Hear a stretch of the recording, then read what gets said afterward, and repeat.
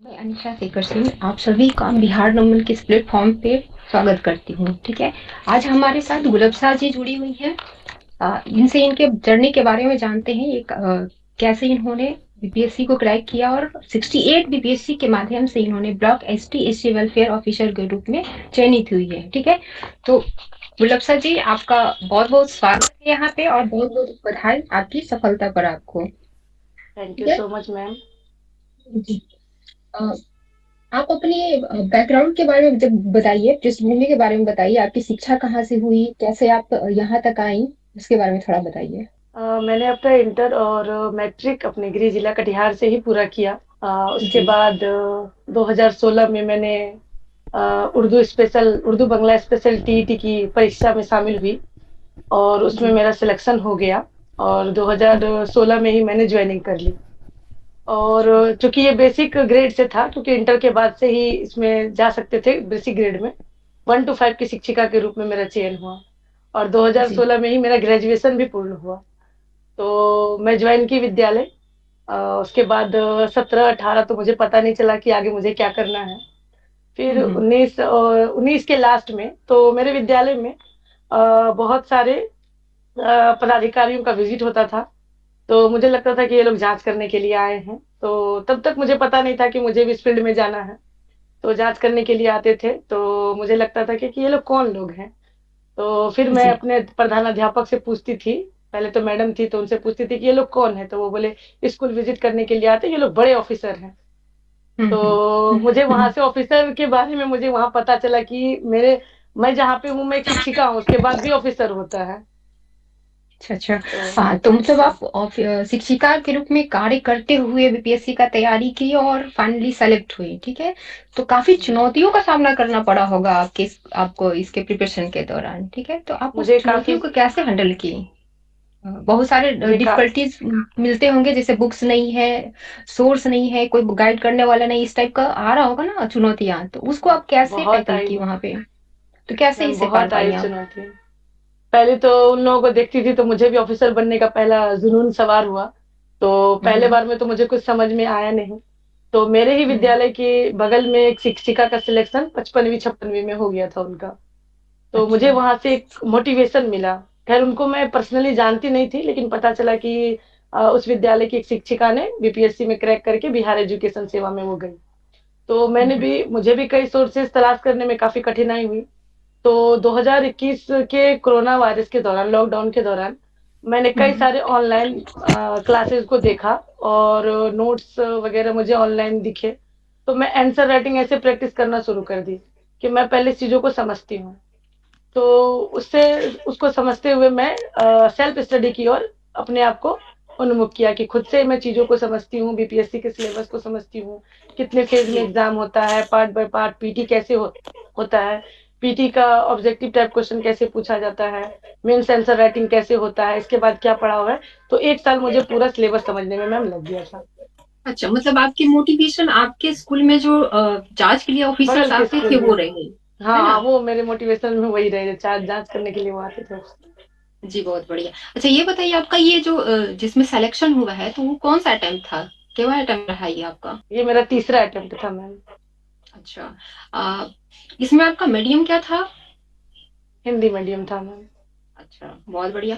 अच्छा, ये चीज एक चीज बताइए गुलाब साहब मुझे, कि अभी जैसे लोगों में एक धारणा बनी हुई है, आज जो प्रिपरेशन कर रहे हैं वो लोग पहले से ये मान कर चलते हैं कि जो सिविल है उसको वही लोग क्रैक कर सकते हैं जो काफी मेधावी रहे हैं शुरू से। ठीक है, तो ये क्या धारणा जो है लोगों का, वो सही है? कहाँ तक सही है ये? ऐसा मैं नहीं मानती मैम, क्योंकि मैं भी मेरा भी एकेडमिक ज्यादा टैलेंटेड रहा नहीं, एवरेज रहा मेरा। तो मैंने भी तैयारी की। तो मुझे ऐसा नहीं लगा कि सिर्फ टैलेंटेड लोग ही ये सिविल सर्विस में जा सकते हैं और वो ही क्रैक कर सकते हैं, ये एक मिथक है। तो वे स्टूडेंट जो ये चीज सोच रहे हैं वो इस चीज को पहले ही निकाल दे, क्योंकि अगर वो सोच के पहले बैठ गए हैं तो वो जो प्रयास कर रहे हैं वो उनका प्रयास बेकार जाएगा। तो पहले इस चीज को अपने दिलो दिमाग से दूर दूर तक निकाल दे कि जो तेज टैलेंटेड और बहुत ज्यादा ये होते हैं, मल्टी टैलेंटेड होते हैं, उनसे ही होगा, हमसे नहीं होगा, तो ये नहीं सोचना है। बस अच्छा। लगातार प्रयास कीजिए। हाँ, तो उनको क्या सलाह देंगी जो ऐसा सोच रहे हैं? उनके लिए आपका क्या सजेशन हो सकता है? मेरा सजेशन होगा कि वो अगर सिविल सेवा में आना चाहते हैं और उन्हें लगता है कि उन्हें आना है तो पहले टॉपर्स के इंटरव्यू को देखे कि उनका बैकग्राउंड क्या रहा है, तब उनको इनका ये मिथक और इल्यूजन जो है दूर हो जाएगा। और दूसरा, अगर उनको करना है तो सिलेबस को अच्छे तरह से समझे, उसको बारंबार रिवाइज करे, बार बार रिवाइज करे, खुद में खुद ये डेवलप धीरे धीरे होने लगेगा कि हम हमसे ये चीजें मेरे से आसान होने लगेगी। जी। तो ये बताइए कि आप जब रिजल्ट अपना देखे, ठीक है, तो आपका और आपके परिवार का क्या रिएक्शन रहा वहाँ पे? मेरा तो डबल रिएक्शन 2 दिन का रहा, क्योंकि दोनों लिस्ट में मेरा नाम था। पहला तो जिस दिन रिजल्ट आने वाला था, मुझे तो पता नहीं था कि उसी दिन ही आ जाएगा इंटरव्यू खत्म होने के बाद। हम्म। और दूसरा इसलिए कि 67 में मेरा कुछ मार्क्स से रह गया था, इसके कारण मुझे अच्छा। डर भी था अंदर से कि पता नहीं 68 में न्यू सिलेबस था, होगा कि नहीं होगा। लेकिन जैसे ही मैंने अपना मोबाइल ऑन किया, सभी दोस्तों का कांग्रेचुलेशन था कि गुलफ्सा आपका सिलेक्शन हो गया है, तुमको बहुत खुशी हुआ। और माँ बाप को और मम्मी पापा को जाके बताई तो मेरे भाई तो सबसे पहले बहुत खुश हुए, मुझे हग किए। मम्मी मेरे गोद में बैठा के हमको एकदम दुलार करने लगी, बेटा तुमसे हो गया। तभी मुझको एलईओ मिला था, लेबर इन्फोर्समेंट ऑफिसर। और दूसरा जी। दिन चौंकाने वाला ये था कि तुरंत ही रिजल्ट फिर से किसी एक लड़की के साथ मिस्टेक से आयोग ने रिजल्ट दे दिया था, तो उसमें भी मेरा नाम आ गया। जब पोस्ट चेंज हुआ तो उसमें मेरा पोस्ट चेंज कर दिया गया, वेलफेयर ऑफिसर के पद पर हमको दे दिया गया। तो 2 दिन मेरा चौंकाने वाला ही रिजल्ट था। मतलब बीपीएससी आपको डबल ऑफर दी है ना, खुश होने का? डबल ऑफर, चलिए, डबल बहुत ऑफर दिए। खुश होने का नहीं। अच्छा, ये बताइए कि हम्म। आपने पीटी के लिए क्या क्या फॉलो किया था? जो हमको सुनेंगे, जानेंगे नए बच्चे, उनको आपके माध्यम से पता होना चाहिए कि पीटी के लिए आपने क्या किया, ताकि वो भी उससे मोटिवेट हो सके। सबसे पहले कि मैं जब विद्यालय में पढ़ाती थी तो बीटीसी की जो पुस्तक होती है, जो बिहार बिहार बिहार के बच्चों को जो पब्लिकेशन। बिहार पब्लिकेशन की जो गवर्नमेंट पुस्तकें पब्लिकेशन। होती हैं, जी। हाँ, तो वो काफी फायदेमंद रहा। तो उसको मैंने जब पढ़ाती थी बच्चों को तो मुझे काफी जानकारी होती थी, तो उसी से मैंने पीटी के लिए भी नोट्स बनाना शुरू कर दिया था शुरू से ही। तो हम्म। उसको पढ़ा, उसके बाद मैंने एनसीईआरटी को फॉलो किया, तब मुझे एनसीईआरटी बेहतर तरीके से समझ में आया। पहले उसको पूरा खत्म किया, उसके बाद एनसीईआरटी सारे सब्जेक्ट्स के एनसीईआरटी को पढ़ा। और हम्म। पॉलिटी के लिए मैंने जी जी, बोलिए। लक्ष्मीकांत को फॉलो किया, जो पहले एक बार में तो समझ में आता नहीं है, लेकिन जब उसको चैप्टर बाय चैप्टर पढ़ के हम नोट्स बनाते हैं तो वो समझ में आ जाता है। और करंट अफेयर्स के लिए मैंने न्यूज़पेपर हर दिन का एनालिसिस किया, उसका जी। नोट्स बनाया। उसके साथ ही मैंने मंथली मैगजीन फॉलो किया। प्रतियोगिता दर्पण मेरे लिए काफी फायदेमंद रहा।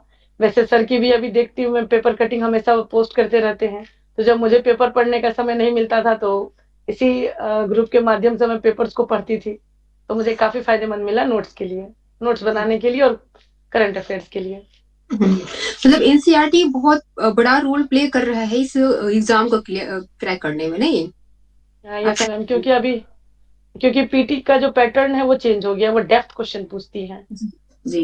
तो अगर पीटी के आप साथ साथ किसी भी, मेन का भी तो पैटर्न चेंज हुआ है, तो मेन में एनसीईआरटी का क्या रोल है, ये तो बताएं आप। क्योंकि अगर हम पढ़ते हैं तो किसी भी टॉपिक को पढ़ते हैं, अगर हम हिस्ट्री ही लेते हैं और आर्ट और कल्चर को हम बढ़िया तरीके से एनसीईआरटी को फॉलो करते हैं, तो उसके जो जी। कंटेंट होते हैं वो काफी बेस्ट होते हैं। तो उसको हम्म। अगर आप नोट्स बनाते हैं, शॉर्ट नोट्स, तो वो आपके लिए आंसर राइटिंग प्रैक्टिस में काफी हेल्पफुल रहता है। तो जी। इसलिए मुझे लगता है कि एनसीईआरटी पढ़ना ही चाहिए बच्चों को। हाँ, अच्छा ठीक है। ये बताएं मुझे आप कि जो मेन का प्रिपरेशन है आज के दौर में, जब पैटर्न पूरी तरह से चेंज हो गया, तो उसमें रिवीजन और आंसर राइटिंग राइटिंग प्रैक्टिस जो है, उसका क्या रोल हो सकता है? वो तो सबसे बड़ा रोल होता है उसी का, क्योंकि अभी देखा जाए 68 से अगर हम देखते हैं तो शॉर्ट टाइप क्वेश्चन काफी पूछे जा रहे हैं। पूछे जा और रहे हैं, जो जी। जो बच्चे क्या होते हैं, जो हम लोग लिखते हैं तो वो छूट जाते हैं क्वेश्चन। तो अगर हमारा प्रैक्टिस और रिवीजन नहीं रहता है तो वो सारे हम्म। क्वेश्चन हम पूर्णतः अटेम्प्ट नहीं कर पाएंगे। और मुझे लगता है कि जितना ज्यादा रिवीजन हो सके, जितना ज्यादा प्रैक्टिस करें आंसर राइटिंग का, वो काफी फायदेमंद रहेगा आने वाले पैटर्न को देखते हुए। हाँ, ये तो है। तो आंसर राइटिंग आपने कहाँ से किया था, ये भी थोड़ा बता दें। और आंसर राइटिंग एक ग्रुप करके आता था, तो चूंकि मुझे क्लास लेने का समय नहीं मिला, मैं क्लास स्कूल जाती थी, तो डेली मैं टेस्ट सीरीज भी ज्वाइन नहीं कर पाती, तो सप्ताह में एक दिन संडे को मेरा दिन में वो टेस्ट सीरीज रहता था। तो एक हम्म। चैनल करके नाम है, पीसीएस करके नाम है वो चैनल। तो उसके माध्यम से मैंने टेस्ट सीरीज को ज्वाइन किया था और मैंने उसे दिया, उसको मैं देती थी।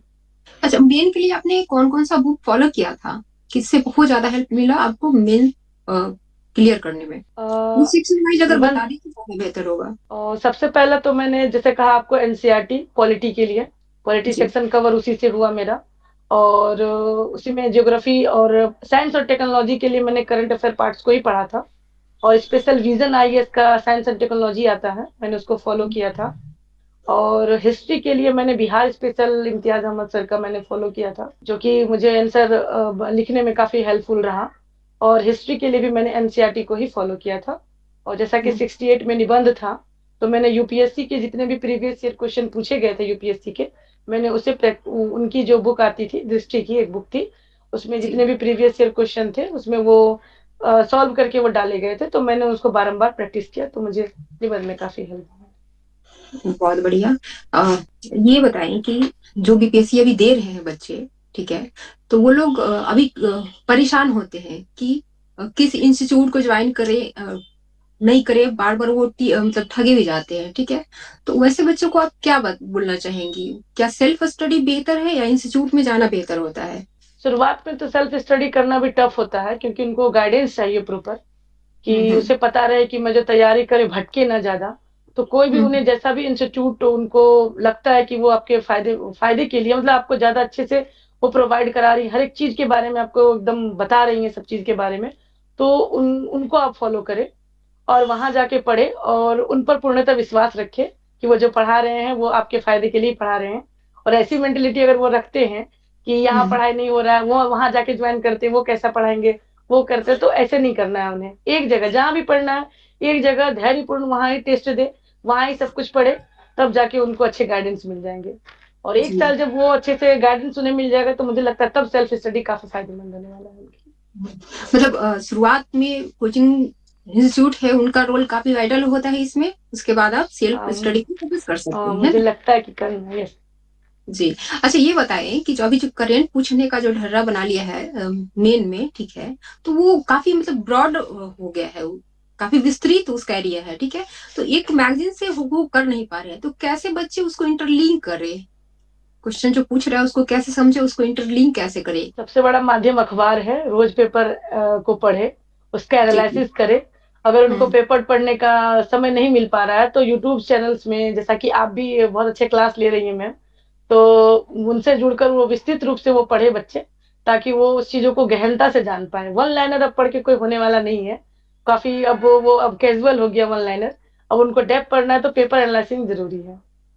हाँ मतलब वन लाइनर तो आप वो पूरी वो पीटी के लिए, बट मेन हम्म, मेन का जो एरिया ब्रॉड हुआ है ना वो करेंट के लिए, तो वहां भी हम्म, पेपर ही रोल प्ले करेगा, बहुत मतलब वाइटल रोल प्ले करेगा। एक किसी मैगजीन से नहीं लगता है कि वो पूरी तरह से आप क्वेश्चन की डिमांड को फुलफिल कर पाएंगे, ये कहना चाहती है आपको?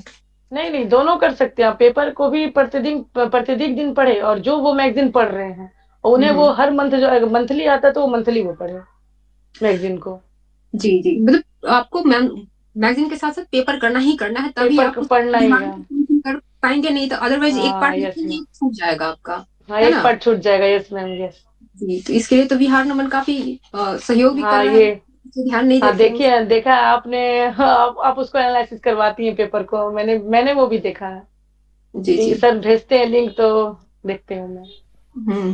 अच्छा ये बताएं कि जब आप तैयारी कर रही थी, आप टीचर भी थी, ठीक है? तो साथ में आपको परिवार भी देखना है और टीचिंग भी करना है, तैयारी भी करना है, तो टाइम कैसे मैनेज किया? कब पढ़ती थी आप ये इतना सारा काम करते हुए भी? सबसे पहला चीज कि परिवार को संभालने का प्रेशर कभी भी मम्मी ने मुझ पे नहीं डाला था, कि तुमको ये भी करना है, वो भी करना है। लड़की हो, हाँ, जैसे हम लोग लड़कियां हैं ना, तो वो मिले कि ना मिले, बट एक जिम्मेदारी खुद अंदर से आती है वो। तो हाँ, स्पेशली हाँ, वैसे लड़कियों के लिए मैं पूछ रही हूँ कि जो यस मैम। जिनके पास टाइम का अभाव है, तो उनको आपसे कुछ सीखने का यहाँ पे मिल जाए, तो वो लोग आपके माध्यम से कुछ सीख लें और टाइम को मैनेज कर पाए। तो उनके लिए आप बताइए कि आप कैसे अपना जॉब करते हुए वो कर रही थी, टाइम निकाल रही थी, अपना स्टडी भी कर रही थी, क्योंकि पढ़ना इसमें बहुत है। कहा जाता है कि 8 से 10 घंटा पढ़िए कंटिन्यू, तभी क्रैक कर पाएंगे। आपके पास उतना टाइम था नहीं, तो नहीं था। कैसे मैनेज करती थी डेली के लिए आप? सबसे पहला चीज कि दिन में तो हमको सही में समय नहीं मिल पाता था, और हम्म। दिन में मैं एक ही टाइम निकाल पाती थी, वो था टिफिन का टाइम, जो कि सवा एक घंटे का मुझे मिलता था। तो मैं हम्म। उस समय में ऑफिस में या फिर अपने स्टाफ रूम में जाके बैठ के मैं अपनी जितनी भी चीज़ें थी उस समय में मैं वो नई-नई चीज़ों को मैं लिखती थी वहाँ पे, और वो मेरा दिन का समय होता था। उसके आप बाद बुक जब मैं भी विद्या बुक स्कूल नहीं, वो मोबाइल से ही ऑनलाइन पढ़ाती जितने भी, थी? हाँ, जी, जी। मोबाइल से ही वो उसके करती बाद? थी, वो लिखती थी, नोट्स बनाती थी। उसके बाद जब मैं घर आती थी, घर आने के बाद खाना खाने के बाद रात का जो समय होता था, 6 बजे से लेकर शाम में, खाना खाने के बाद फ्रेश होने के बाद अपने रूम में 6 बजे से लेकर सा 10-11 बजे रात तक मैं कंटिन्यू रिवाइज़ करती थी चीज़ों को। लगातार कंटिन्यू मैं पढ़ती थी। उसके बाद फिर सबके साथ मेरा जो टाइमिंग था डिनर का, सब घर वाले के साथ में ही होता था। दिन भर में हुँ। जो भी चीज़ की वो मम्मी-पापा के सामने, भाई के सामने, बहन के सामने वो चीज़ शेयर करती थी कि आज मैंने दिन में ये चीज़ किया। इससे जो फ्रस्ट्रेशन है वो भी कम होता था। कुछ नई चीज़ें भी मम्मी-पापा हमेशा गाइड करते थे। नहीं ऐसा मत करो, ज़्यादा वर्कलोड हो गया तो ये मत करो, वो मत करो। तो वो दोनों चीज़ों को मैं सँभाल के मैं कर पाई इतना दूर। मतलब आपसे बात करने से तो ये लग रहा है कि व्यक्ति चाहे तो टाइम मैनेज करके पढ़ ले, बट साथ में अगर फैमिली का सपोर्ट है, ठीक है, तो वो अपने मंजिल को बहुत जल्द प्राप्त कर सकता है ना? पहुँच पा सकता है। जी, बहुत फैमिली बड़ा सपोर्ट बहुत ज़रूरी होता रोल। है। जी, बहुत बढ़िया। चलिए, बहुत अच्छा लगा बात करके आपसे। पूरे बिहार नमन टीम की तरफ से आपको भविष्य के लिए बहुत-बहुत मतलब बधाई, आप आगे बढ़ें, ठीक है? बहुत-बहुत शुक्रिया आपका। Thank you so much ma'am.